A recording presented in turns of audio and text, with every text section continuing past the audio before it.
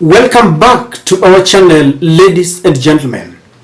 William Samoei Ruto and Rigathi Gachagua, and indeed the whole of the Kenya Kwanza team, marked their 1 year into office.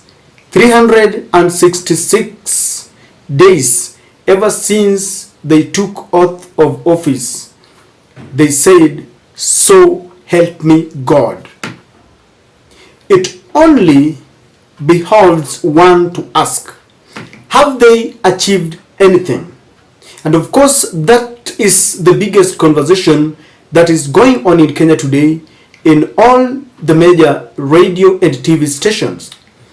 And who are in a better place to explain, to defend, and to try and convince Kenyans that the Kenya Kwanza team has achieved what they promised to Kenyans? The cabinet secretaries. And so today, Citizen TV hosted Trade Minister Moses Kuria and Health Minister Nakumincha.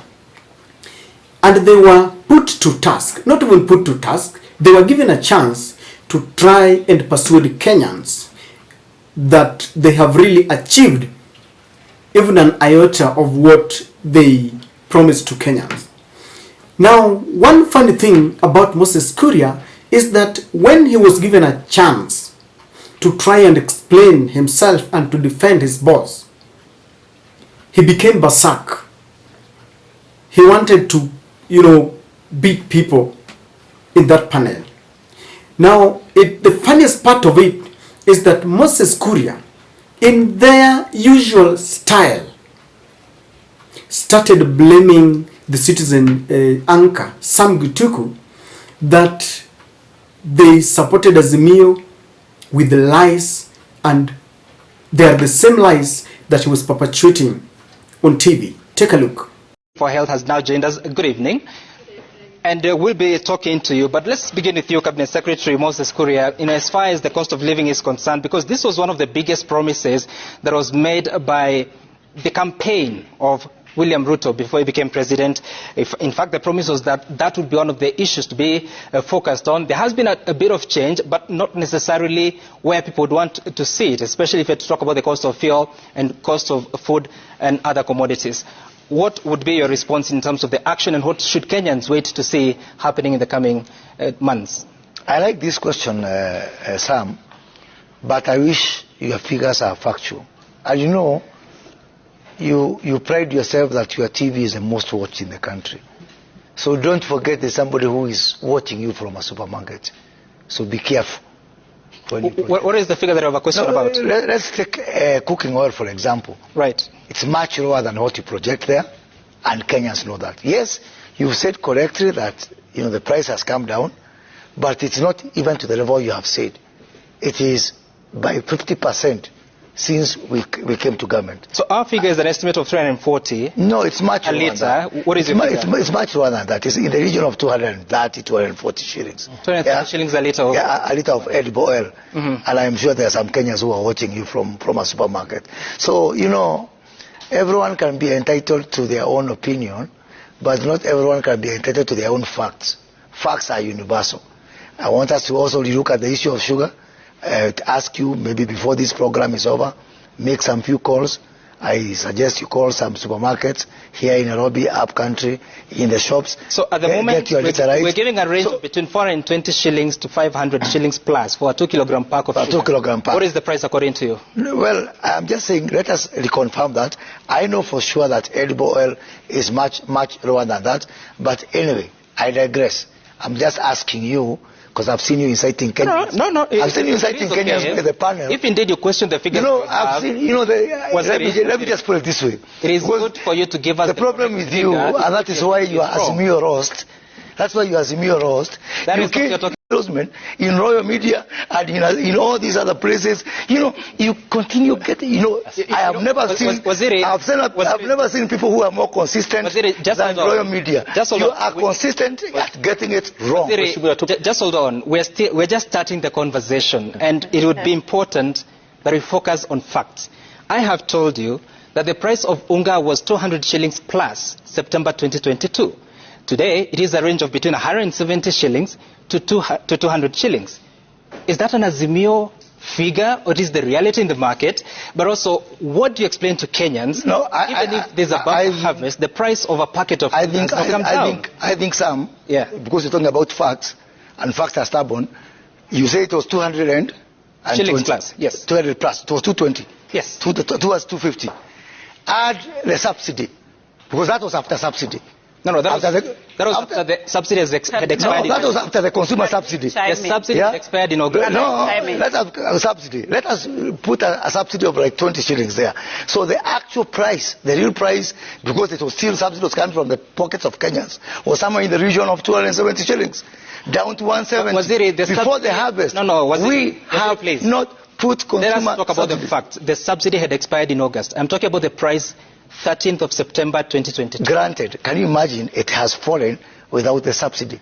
Granted. Now, because facts are stubborn in his own very words, Sam Gituku, and if you look at that video, Sam Gituku is very calm and composed, while Moses Kuria is yapping and blaming each and everyone.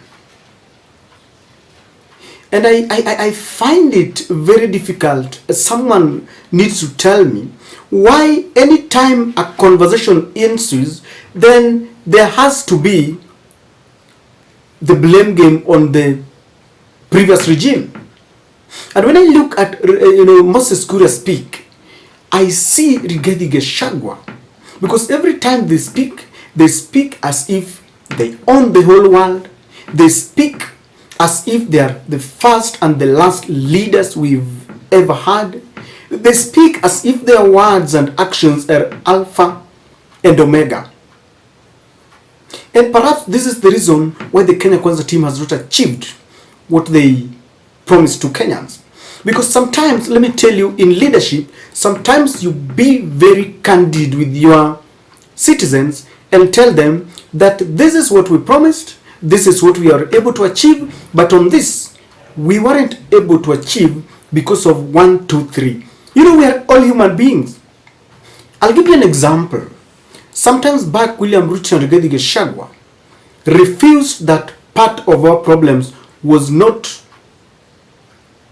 did not come about as a result of the Russia-Ukraine war, when Uhuru Kenyatta brought this to the table. Now today they realize that, not even realizing, they were using that as a campaign gimmick, because they said that the economy could only be fixed by themselves because they had a plan. Now, when they were given a chance, because Moses Kuria was saying that you only need to make phone calls here and there, little did he know that citizens walikuwa wamejipanga. They had Wanyama, one of their reporters there, in a supermarket, and they didn't go to any supermarket. They went to one of the popular supermarkets in Naivas, and what they found there embarrassed Moses Kuria. Well, Waziri, thank you for that. Of course, we are bringing you the figures as we know them from our research. CS Kuria has his figures from Ruiru and others. Let's go to Eldoret to listen to John Wanyama to give us the real figures live from Eldoret in a supermarket. Wanyama.